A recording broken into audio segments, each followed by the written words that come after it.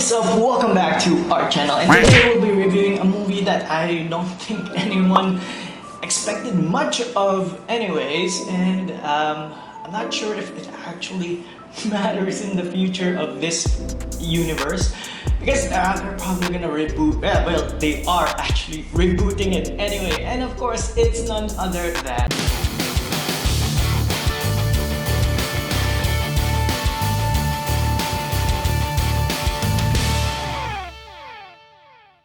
The Flash!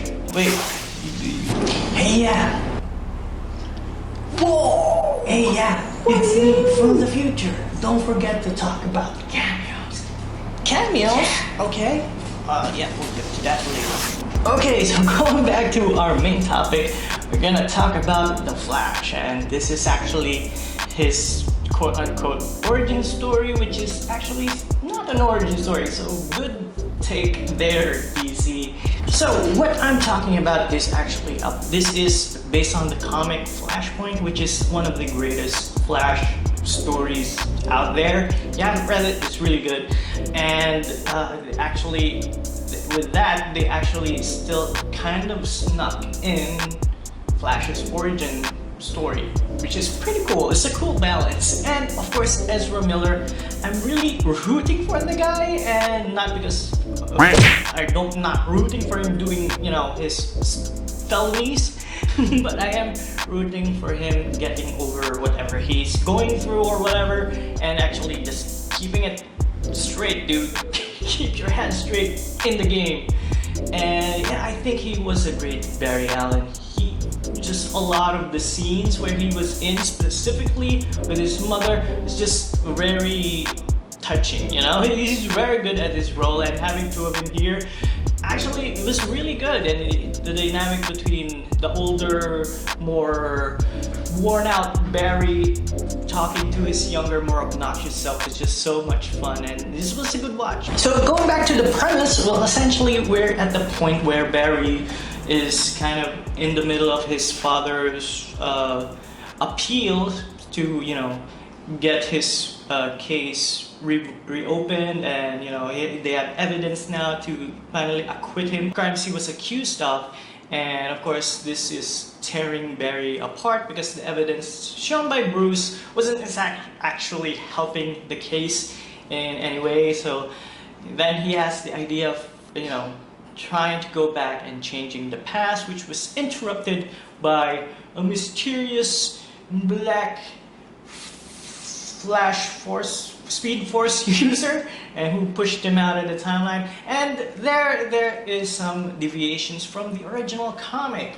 And of course, when this originally happened in the comic, he did seek the help of Batman, yes, but we got to saw a new version of Batman, which wasn't Bruce Wayne, who was actually Thomas Wayne. But of course, in this movie, we get to see or revisit Michael Keaton's Batman, which is a lot of fun. I grew up with Batman Forever, Batman Returns, and it was a those are, you know, if you ask me now, not the most comic accurate movies, but when I was a kid, they were so much fun, and I love seeing him back in the suit once again. And you know, he's just the perfect Batman, especially now with, you know, his role before as the Vulture in the MCU. I think he can do a really great grizzled Batman, like in a Batman Returns type story arc. Back to the movie, you know, Flash just causing some trans-dimensional world-shattering event by undoing certain things in his past. And that's basically the premise of this movie. So going back to Batman, he is actually really great in this movie. And you know, it's kind of there to argue, is this more of a Batman film? But you know, Flash does have a lot of great moments here, and you know, Michael Keaton is always just a show stealer when he's on screen, and I love it. Another main character in this movie is actually Kara Zor-El, or played by Sasha Calle. I'm not sure how to say her last name, but she was actually really good in this movie, and it's a big departure from what you expect from Supergirl, and specifically the the TV show Supergirl, which makes sense because in this timeline she was imprisoned for like I don't know how long, and she hates humanity pretty much. And actually, Flash just kind of revitalizes her hope for mankind, which also is a really great story arc for her character as well. Also, a huge reference to Superman Red Sun, so that's actually another great comic, and it's the what if Superman had landed in Russia. Because in the original Flashpoint, I think, well, I need to get a correction for that, but I do believe that the US government captured Superman and, imprisoned him similarly to what they did with Kara Zor-El in this movie, but in this one, the Russians captured Kara, and which is a huge callback again to Superman Red Sun. So The Flash has a lot of great epic scenes, but I think because sometimes big movies like this take a lot of contractors with the CG and the graphics, so a lot of a particular studio does this whole sequence and another does like another sequence, and it kind of shows because a lot of the first act, like the first 15 minutes, the CG was a bit weird. You have some CG babies, and with Flash just speeding, being really fast. Some of the animations there weren't as, up to par. It was really weird, like, especially the babies. The falling babies were just, like, really uncanny. like, I don't know, maybe almost close to, like, a horror movie. Scary babies. I would not want to save those babies. So, apart from that, there was a lot of great cameos in this film. A lot of fan favorites. Again, we have Michael Keaton and George Clooney, of course, previous Batman, which is really fun to see. And we have Christopher Reeves, not George Reeves, although he was also a Superman. Christopher Reeves actually coming back to his role, and a surprising fun Superman.